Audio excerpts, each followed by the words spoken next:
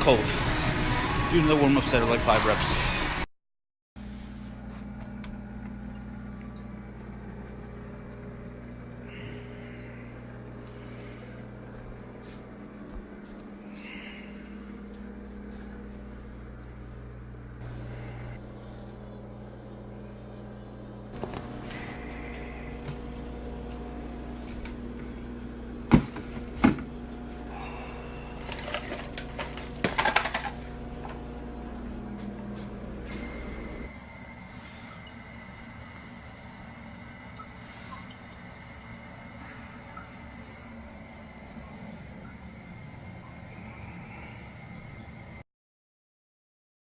Alright, so to get our breakfast ready, we've started prepping some eggs.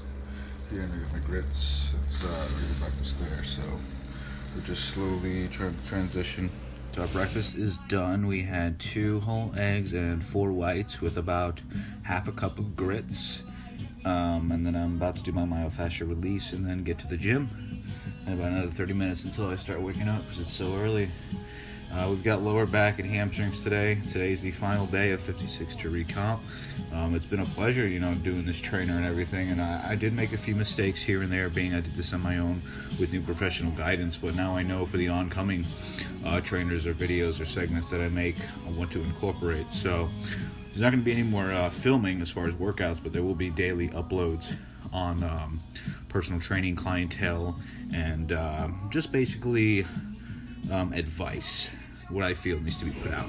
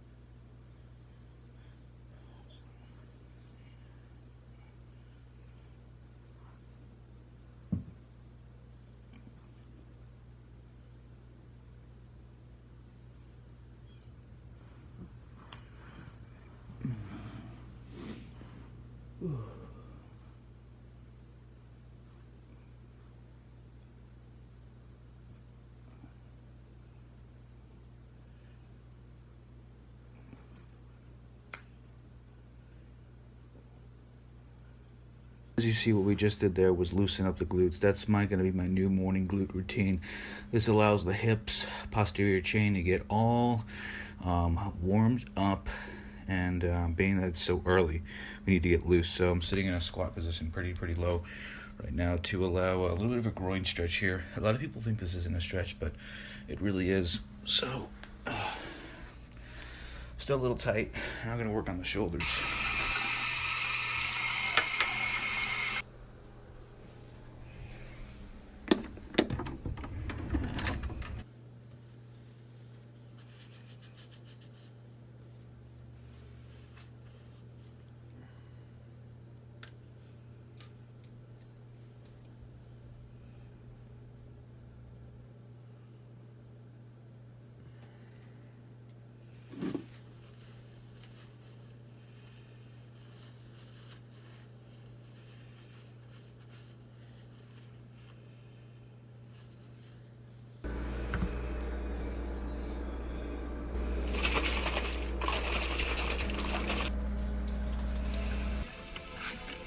What an ugly day. It's like rainy and cold. Yesterday was sunshine and nice.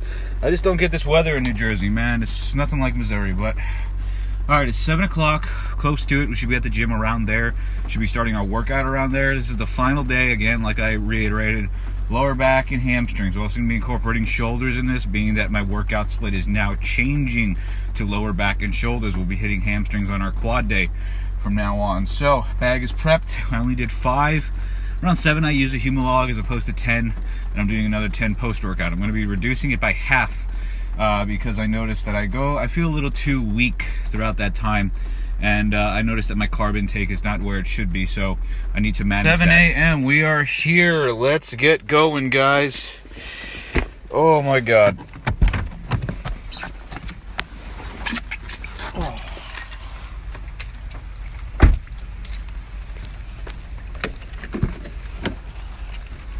Need my juice.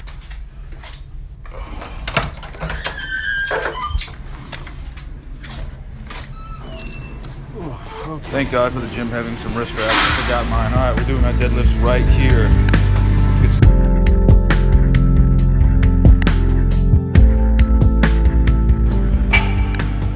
Alright, to start, final day of this video trainer, number 56, lower back hamstrings day. Warming up with a conventional deadlift, 135 pounds for about 30 repetitions, as I always do. If you see me incorporate this in my trainer, I love doing conventional deadlifts. Was never a fan of sumo, if any of you ask why. Warm up with about, again, 15 to 30 repetitions, whatever you feel works best. I like doing more on the high rep end just to get my heart rate pumping. Afterwards, we shift on another 45, 225 pounds, perform for another 15 to 20 repetitions, resting about a minute between each of those warm-up sets.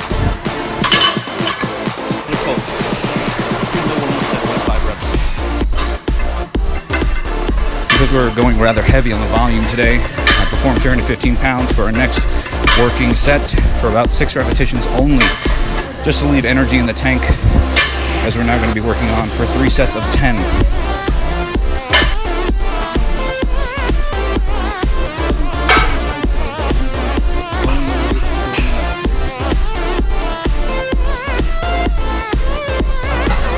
Here is 405 pounds on the bar, performed to failure for about 8 to 10 repetitions.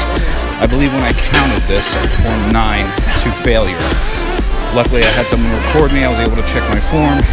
I did notice that my hamstrings and my ACL were a bit tight. As you can see, I'm not bending and breaking 90 at the knee when I deadlift. This is always a problem that I've had and does need corrective posture in the future. Pick a weight you can perform for 8 to 10 repetitions without bouncing the weight. After 3 sets of that, strip back down to 315 pounds. Now we're performing another 3 sets of 10. The only difference with this circuit, we're supersetting this with 10 light box jumps. As you can see, I'm going barely past knee level here, as I'm not aiming mainly for power, going more for endurance. 315 pounds for 10 reps, superset with 10 box jumps. Perform this for 3 sets.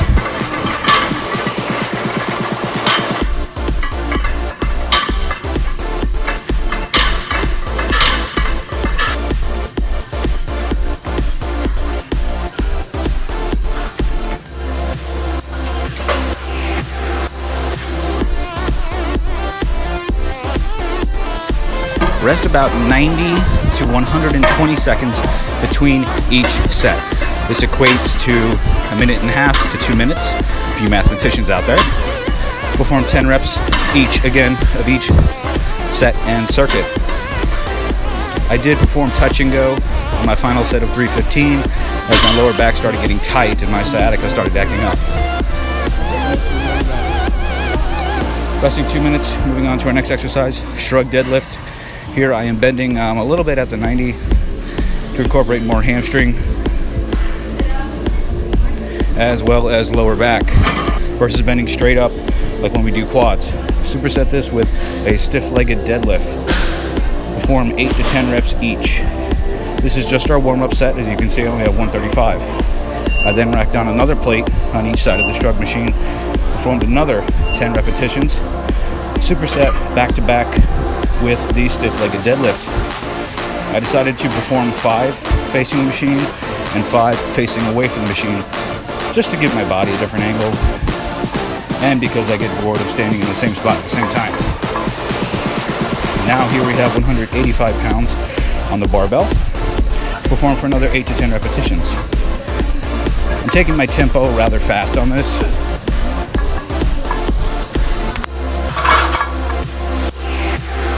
After that set was complete, strip off the 25s and perform another 10 repetitions with 135.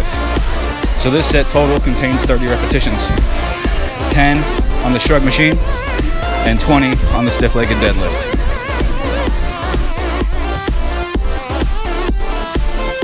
For our heaviest working set, we have 4 plates aside. Perform 5 repetitions facing the machine, 5 repetitions facing away from the machine. Dropping the weight and picking it back up, not bouncing it.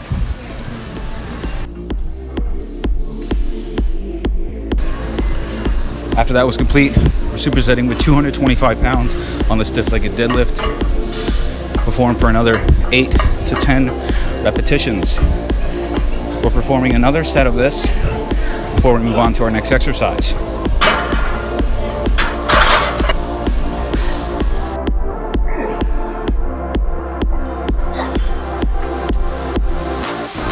Resting 60 seconds, now moving on to our final working set. Here there are 5 repetitions performed with, I believe, 4 plates aside on the shrug machine, 5 plates performed facing away from the machine. Superset back to back with the stiff-legged deadlift. This was done in a fashion merely not resting between supersets, trying to pre-fatigue, get the lower back hamstrings pumped, as this was our final exercise for lower back. After this, we'll be tapering off to just specific hamstring isolation.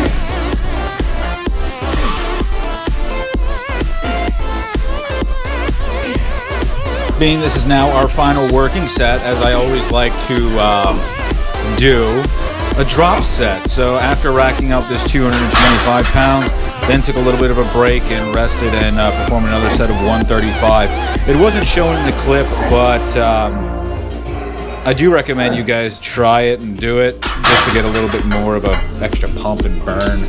Incorporating drop sets and supersets work well. All right, moving on now to a pretty lightweight, as you can see from the stacks, just about 2 plates just to get a general warm up in the hamstring, stretch them a little bit more. I performed about 15 to 20 repetitions just to kind of get a feel for the weight, get the hamstrings activated and stretched.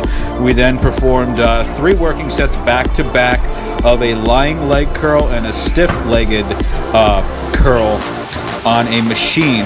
I used about the same weight for every set and rested only the allotted amount of time it took me to walk back and forth to the machines, which is about 10 to 15 seconds, and set up the weight in the machine. So here we have a seated leg curl and the lying leg curl. The reason why I like supersetting these two is just because of the different seated posture that I have. After 3 sets of that, we're now moving on to our power portion of the workout, doing a dumbbell snatches. Here I'm holding a 70-pound dumbbell, nothing too crazy or heavy, snatching for about 10 reps per arm. I did 2 sets of this just to kind of get a little bit of extra trap and shoulder engagement as I'm trying to strengthen these body parts. Now we're moving on to our shoulder press machine. Here I'm sitting on the reverse side of it with 2 plates aside, performed for about 6 to 8 repetitions. I then rested for about 5 seconds and performed 3 to 4 unilateral one-sided reps on each shoulder to reach failure. After that, I had stripped off 145 on each side that will be shown here and worked our way back down to 1 plate aside. I performed about another 15 to 20 repetitions to failure and then rested 2 to 3 minutes before moving on to our next exercise. If you guys don't have access to this machine, you can also perform a dumbbell press or an Arnold press. Either of those work well. I just wanted to stick to sedentary exercises, being that majority of this workout was posterior chain movement and deadlifting. Now moving on to a seated lateral raise. Here I'm performing 10 to 15 repetitions for 3 sets only. Each of these sets was also countered with a drop set. Perform 10 to 15 reps of a given weight, drop set of about 30% of the weight, and perform another 10 to 15 reps.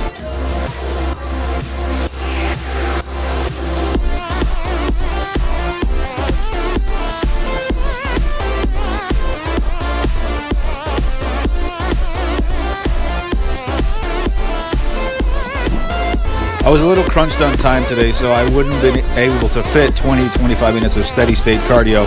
So here we're doing 5 minutes each, 5 rounds of 30-second of battle ropes, and 30 seconds on a bike. We're going back and forth 30-30, resting 30 seconds in between each circuit. 30 seconds of battle ropes, 30 seconds of the bike, 30 seconds of rest. Perform for 5 minutes. You should be able to get about 4 to 5 circuits. After that was complete, I had decided to throw in an extra shoulder press movement. So here I'm holding 2 75-pound dumbbells, nothing really too heavy, performed for about 8 to 10 repetitions.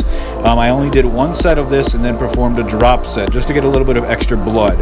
I had a little bit of energy, so I decided to just cramp it out here. And being this is our last training session for this trainer, 56 To Recomp is now done, and I'm going to be working on other ideas and advice to give you guys. Being this is my first one, I'm excited to see what the oncoming one will bring for me.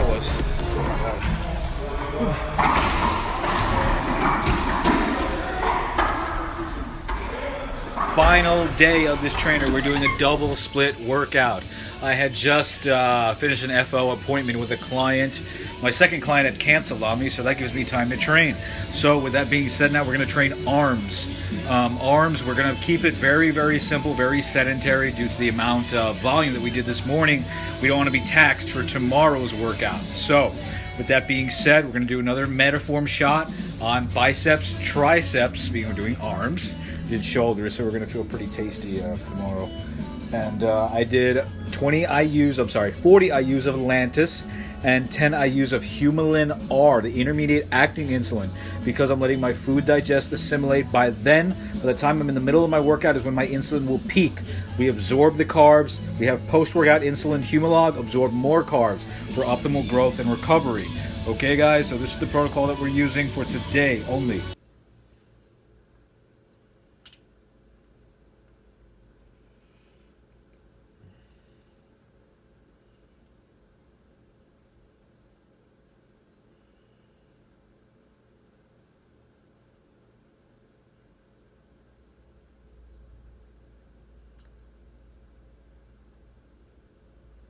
At where the egg-shaped head of my bicep is and inject there.